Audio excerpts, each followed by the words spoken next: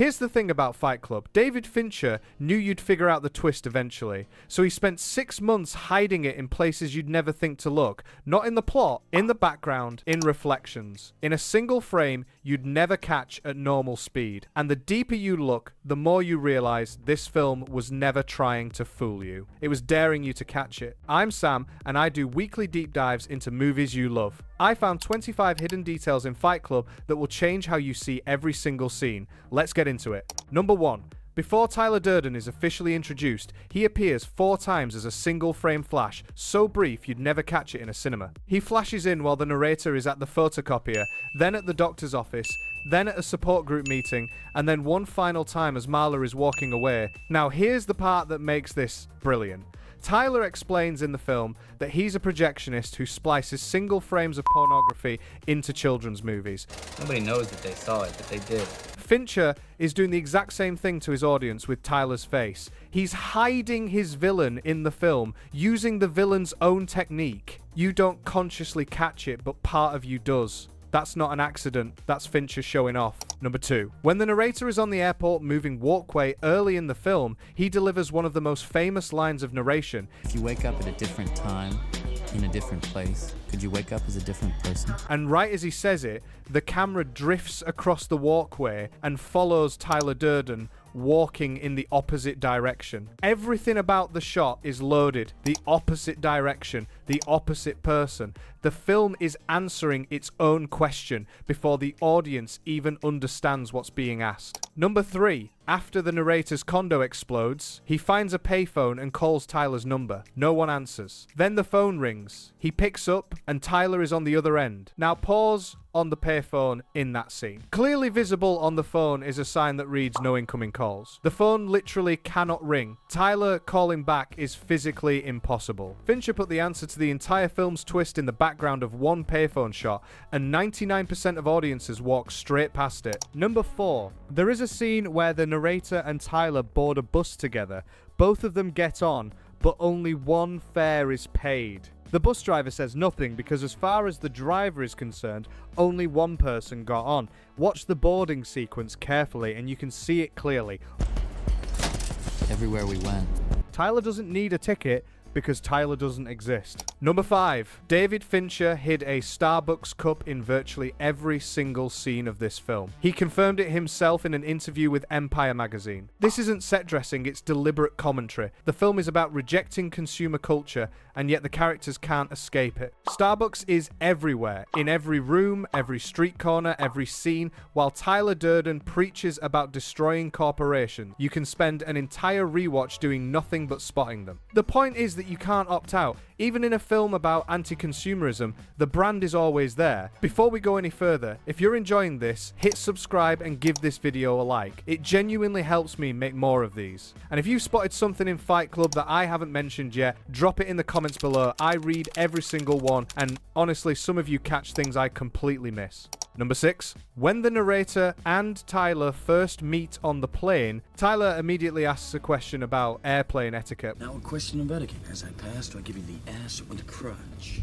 He then gives the narrator the ass. Seconds later, when passing the flight attendant in the aisle, he gives her the crotch. It's a throwaway comedy beat, but it's actually Fincher establishing something. Tyler treats men differently to women. It's the first signal of the ideology Project Mayhem will eventually operate on, hiding inside a joke about airplane seating. Number 7. When Marla gets on the bus and the narrator sends her away, watch the other passengers. As the bus doors close, every single person on the bus stands up in unison. It looks like a strange background detail, but by the end of the film, when we find out Project Mayhem has been operating everywhere, it's clear those passengers are all space monkeys. They were watching the whole time. Marla was never just a random woman on a bus. Project Mayhem already had her. Number 8. The apartment sequence early in the film where the narrator is on the phone ordering IKEA furniture is shot and edited to look exactly like an IKEA catalogue come to life. Production designer Alex McDowell confirmed this was entirely intentional. The camera moves through the apartment like a page turning in a catalogue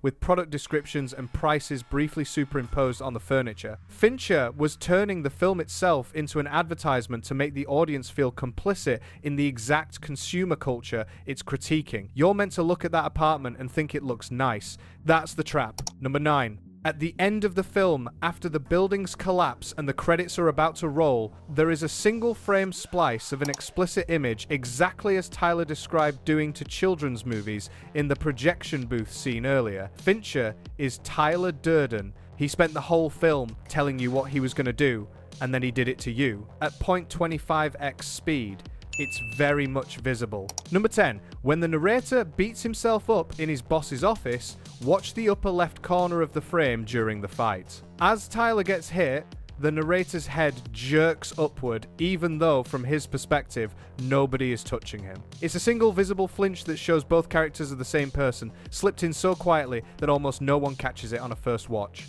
Number 11. When Tyler tells the narrator what he does for a living on the plane, one of the things he says is, We have the exact same briefcase. it's delivered as small talk, but it's one of the film's clearest early hints at the twist. Of course, they have the same briefcase, they're the same person. It's hiding in dialogue, not imagery, which makes it even easier to miss. Number 12. The film is set in an unnamed city, but it was shot across multiple locations in Los Angeles and stitched together to deliberately feel like nowhere specific. Production designer Alex McDowell was tasked with creating what Fincher described as a nameless, unidentifiable city, several cities really, extracted from Los Angeles. The point was that this place could be any modern city. The narrator's story is supposed to feel universal. If it had been recognizably set in Los Angeles or New York, it would have felt like someone else's story. Number 13. The narrator's apartment building, Pearson Towers, has a visible slogan on its exterior, a place to be somebody. This is the film's thesis statement, hidden on a building facade in the background. The whole arc of the narrator's character trying to become someone through furniture, then through Tyler, then through Project Mayhem, is summarized in 6 words on a sign most people never read. Number 14. When the narrator is writing haiku poetry at work and emailing them to colleagues, the email recipient list is visible on screen. If you pause and read it, those aren't fictional names, they're real names from the film's production crew. Fincher quietly put his own team into the film as the anonymous office workers the narrator is surrounded by. The people the narrator is too numb to actually connect with are, in reality, the people who made the film he's in. Number 15. Watch what Tyler is wearing across the film. His wardrobe gets progressively more extreme, a red leather jacket, then a bathrobe covered in cartoon teacups, then ultimately a tank top made from a collage of 1970s pornographic magazine imagery. Costume designer Michael Kaplan confirmed this escalation was deliberate.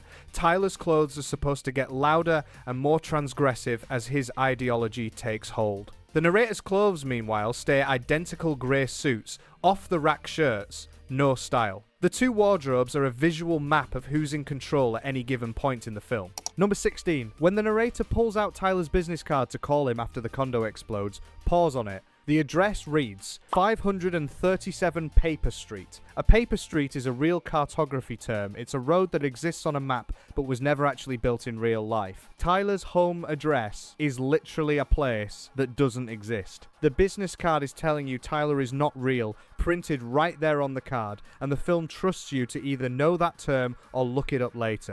Number 17. In the hallway scene where Tyler is walking Marla to her hotel room, they pass directly in front of a convex mirror. The mirror is facing the camera, you can see it clearly. And neither Tyler nor Marla has a reflection in it. The only reflections visible are the paramedics running past in the same corridor, because the narrator is alone. There is no Tyler, no Marla, only him, running frantically through a hallway, seen from his own perspective.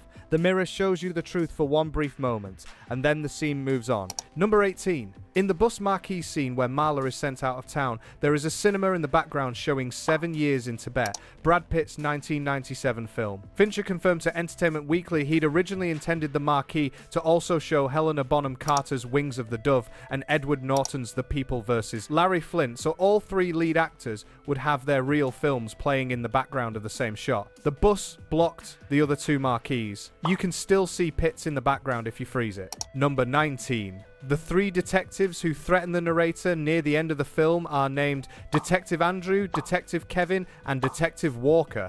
Put those names together, Andrew Kevin Walker. That is the name of the screenwriter of Seven Fincher's previous film, who also did uncredited rewrites on Fight Club's script. Fincher named the detectives after him as a thank you, hidden in the credits, visible on screen when the narrator reads their badges. Number 20. When Tyler is introduced through a freeze frame while the narrator gives background on him, we briefly see him at his job as a projectionist and then as a waiter. Look at the waiter sequence carefully. It's not random stock footage. Earlier in the film, when the narrator is in a hotel room watching TV during his traveling montage, a group of waiters appears on the screen saying welcome, and Brad Pitt is in that line of waiters. On the far right, Tyler is literally on the narrator's hotel television before he exists as a character. He's already broadcasting himself into the narrator's world. Number 21. When Tyler and the narrator are in the car together during the let go scene, Tyler is driving.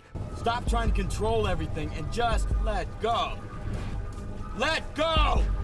Right, fine. But after the crash, the narrator gets out of the driver's side door. Fincher noticed this continuity error in the dailies and chose to keep it in because, of course, it makes complete sense. There is no Tyler. The narrator was always driving.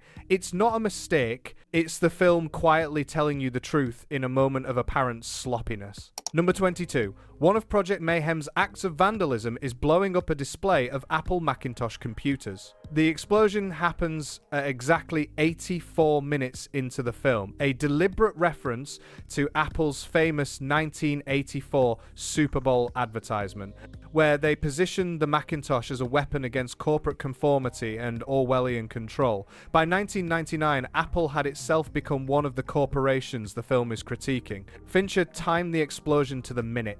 Number 23. The brown station wagon that the narrator falls against during his first fight with Tyler outside the bar is the same brown station wagon used in Fincher's previous film, The Game 1997. It even still has a CRS sticker, the corporation from the game, visible on the windshield. Fincher brought his own prop car from one film to the next and left its previous film's branding intact. 2 films, 1 car, and 1 sticker that connects them. Number 24.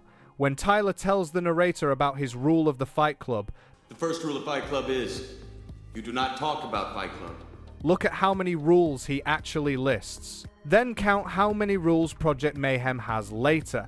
The escalation in the number of rules mirrors the escalation of the movement itself. What starts as a loose 2-rule code becomes a full command structure.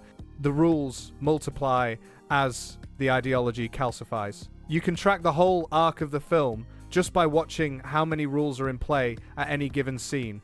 Number 25, and the last one. The title sequence is a 90-second CGI pullback that starts at the fear center of his brain, follows the neural pathway of his fear impulse, and exits through the barrel of the gun in his mouth. It ends exactly where the film ends, at the same moment, with the same gun. The entire film is happening inside one fear response. Everything you've watched is the thought between the gun going in and the trigger being pulled. Fincher told you that in the first 90 seconds. Almost nobody realizes it until they see it again. And that's 25 hidden details from Fight Club, and I haven't even scratched the surface of this film. Because what makes it different from anything else I've covered is that every single detail points in the same direction. Tyler isn't real. If this broke your brain the way it broke mine, give me a thumbs up. It genuinely helps more than you know. I'll see you in the next one.